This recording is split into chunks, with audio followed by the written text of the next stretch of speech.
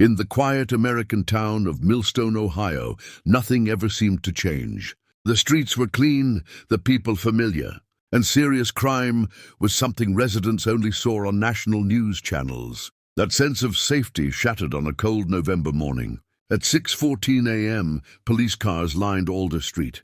Red and blue lights flashed against a small blue house that belonged to Daniel Mercer, a 42-year-old city records clerk. Daniel was found dead at the bottom of his basement stairs. Within hours, authorities reached a conclusion. No signs of forced entry, no struggle, no known enemies. The official statement was brief and confident. Cause of death, blunt force trauma. Manner of death, accidental fall. By the end of the day, local media moved on. The case was quietly marked closed. But the truth did not agree. Doubts that wouldn't go away. Daniel's younger sister, Emily Mercer, arrived in Millstone the same afternoon. From the moment she stepped into her brother's house, something felt wrong. Daniel hated the basement. The stairs were old, narrow, and poorly lit. He had complained about them for years and avoided them at night.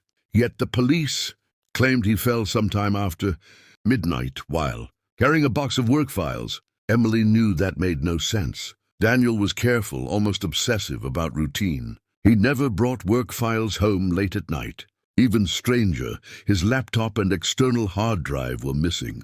Police brushed it off, suggesting he may have misplaced them. Emily knew better.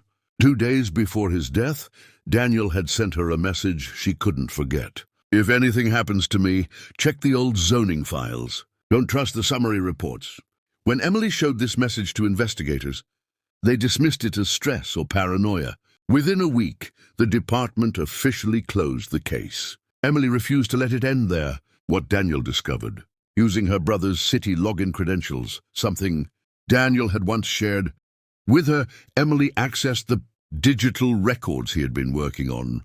At first, everything looked normal. Then she started noticing inconsistencies, maps that didn't match permits, reports with missing pages, environmental assessments that were referenced but not attached. As Emily dug deeper, a disturbing pattern emerged. Several properties across Millstone, abandoned factories, warehouses and empty lots, had been quietly rezoned over the years. Every single change benefited the same private development group, one receiving millions in federal infrastructure funding. But buried in the older files was something the public had never seen. Environmental warnings, toxic waste contamination, unsafe soil reports, clear recommendations to stop development. Those warnings had been deleted from the official summaries. Daniel's job had been to digitize old records, not rewrite them, which meant he had seen what others tried to erase. The truth pushes back. Emily contacted Mark Holloway, a retired investigative journalist. After reviewing the documents, Mark realized this wasn't just corruption, it was a coordinated cover-up. Even more alarming, they discovered a pattern. One former inspector died of a sudden heart attack. Another city employee died in a car accident. A third vanished after resigning. All had worked with zoning or environmental records. All cases were declared closed. When Mark filed an official request for Daniel's missing hard drive, he received an anonymous email within hours. Stop digging. The case is closed for a reason. 2 nights later, Mark's car was broken into. Nothing was stolen, except Daniel's notes. That act confirmed everything. They were being watched. The case reopens. Mark took the story to a national media outlet. Once it aired, federal agencies stepped in. New soil tests confirmed severe contamination the city had denied for years. Subpoenas followed. Developers were charged with fraud and conspiracy. Senior city officials resigned. One former administrator fled the country. Months later, authorities quietly updated Daniel Mercer's case file. Manner of death, homicide, investigation ongoing. At a press conference, a reporter asked Emily how she felt knowing her brother had been right. She answered simply, "They said the case was closed. But the truth doesn't close just because someone wants it buried." Daniel Mercer never lived to see justice, but because of him, the truth did. And once uncovered, it refused to stay silent. The investigation took nearly a year. During that time, Millstone stopped feeling like the quiet town it once was. Federal agents came and went, Old files were seized. City Hall offices were emptied. People who once smiled confidently at press conferences now avoided cameras entirely, and slowly the truth came out. Daniel Mercer had discovered that contaminated land, declared unsafe decades earlier, was being secretly cleared for construction.